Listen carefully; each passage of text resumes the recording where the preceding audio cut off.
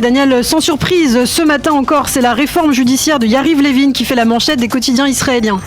Et oui, Ilana, le Yediot Aharonot mentionne dans cette manchette la rencontre tendue Est-ce que vous m'entendez bien, Ilana ? On vous entend très bien, Daniel. Allez-y. Eh bien, le Yediot Aharonot mentionne dans cette manchette la rencontre tendue d'hier entre les directeurs de banques israéliennes et le ministre des Finances, Bezalel Smotrich. Au cours de cette rencontre, les directeurs de banques israéliennes ont fait passer un message clair. La réforme judiciaire est un danger pour l'économie israélienne. Face à cette mise en garde, Bezalel Smotrich leur a demandé « Où étiez-vous lorsque les accords d'Oslo ont été signés ? Où étiez-vous lorsque Ariel Sharon a décidé de se retirer du Gush Katif ?» Donc une rencontre très tendue hier. Et puis les quotidiens et les sites d'information affirment que le président poursuit son initiative de dialogue entre les partisans et les opposants de la réforme. Oui, le Israël Hayom consacre ce matin sa manchette à ce qu'il appelle le train de nuit vers la présidence de l'État. En effet, hier soir, le président Herzog a rencontré à tour de rôle, en tête-à-tête, Benny Gantz, Yair Lapid et Simcha Rothman, qui est le président de la commission des lois de la Knesset. À l'issue de ces entretiens, une conclusion, en dépit du fait que les deux partis se retranchent toujours sur leur position, eh bien on fait montre à la présidence de l'État d'un optimisme prudent. Le Maariv titre en page d'ouverture ce matin vers un accord de compromis avec un point d'interrogation. Selon le Yediot Aharonot, la crainte que Binyamin Netanyahou a de voir l'économie israélienne affectée par la réforme risque de le conduire vers un compromis. Cependant, la Knesset devrait voter aujourd'hui en lecture préliminaire une série de projets de loi dont l'une pourrait s'apparenter à celle du contournement puisque ce projet stipule que pour pouvoir casser une loi votée par le Parlement israélienne, la Cour suprême devra réunir une unanimité de ses 15 juges et ensuite une majorité absolue de 61 députés de la Knesset. Et les sites soulignent que c'est aujourd'hui également que la Knesset doit voter en lecture préliminaire la fameuse loi Deri qui doit permettre à Aryeh Deri de revenir au sein du gouvernement. Écrivent les éditorialistes que vous avez consultés ce matin, Daniel. Bien, ce matin, parmi les éditorialistes du Yediot Aharonot, on trouve l'ancien vice-président de la Cour suprême, Eliakim Rubinstein, qui lui aussi affirme « Ce n'est pas une réforme, c'est une dictature démocratique », ce qui signifie selon lui que le gouvernement démocratiquement élu pourra bénéficier d'un pouvoir dictatorial si la réforme judiciaire est votée telle qu'elle. Tout système a besoin certes de rectification, écrit le juge Rubinstein, mais pas de politisation ni de destruction interne et externe. Le rabbin Shai Piron, qui a été ministre de l'Éducation nationale dans le gouvernement de Binyamin Netanyahou en 2013 et qui vient du parti Yesh Atid, considère que l'acharnement de l'actuel gouvernement à vouloir avoir le dernier mot dans ce débat sera destructeur et aura de terribles répercussions sur les nouvelles générations. Pour Hadar Gilad, nous sommes en train de vivre un putsch et les manifestants de lundi à Jérusalem luttent pour l'égalité, un terme qui paraît aujourd'hui totalement dépassé. Et puis on peut également lire ce matin plusieurs éditoriaux dans le Israël Hayom. Comme celui de Dror Idar, qui pose le problème de la réforme judiciaire autrement. Jusqu'à présent, écrit-il, le pouvoir judiciaire s'est conduit comme une oligarchie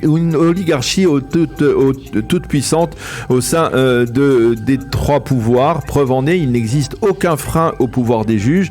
Et Idar fait remarquer que si les opposants à la réforme protègent les juges, eh bien c'est parce que ceux-ci partagent dans la majorité des cas leurs mêmes valeurs ultra-libérales. Mais ce n'est pas le cas de nombreux Israéliens qui ont perdu leur confiance en ces juges au cours des 30 dernières années. Nechama Douek, elle, s'insurge contre les déclarations communautaristes du député Likoud Dudi Amselem et lance un appel à cesser les discours de clivage, en particulier les propos communautaristes. Nous avons ensemble construit ce pays en 75 ans. Nous l'avons conduit où il est ensemble, donc faisons attention de ne pas le détruire. Et puis dans l'actualité, le Israël Hayom se fait l'écho en page intérieure et en exclusivité de l'existence d'une faction interne critique envers Netanyahou au sein même du Likoud. Oui, ce groupe devait réunir depuis le lendemain des élections David Bitan, Israël Katz, Nissim Venturi et Dudi Amselem, 4 députés du parti au pouvoir. Et sa mission était d'exercer des pressions sur Binyamin Netanyahou, en particulier autour de l'attribution de portefeuilles ministériels. Mais finalement, révèle le Israël Hayom, Venturi s'est désolidarisé de ce groupe et Yehuda Schlesinger nous livre à ce propos un éditorial, on va dire, Parvé, neutre, comme on en voit de plus en plus dans le Israël Hayom. Il écrit: d'un côté, on dit de Binyamin Netanyahou qu'il contrôle de main de maître ses députés, de l'autre, on dit qu'il cède aux pressions.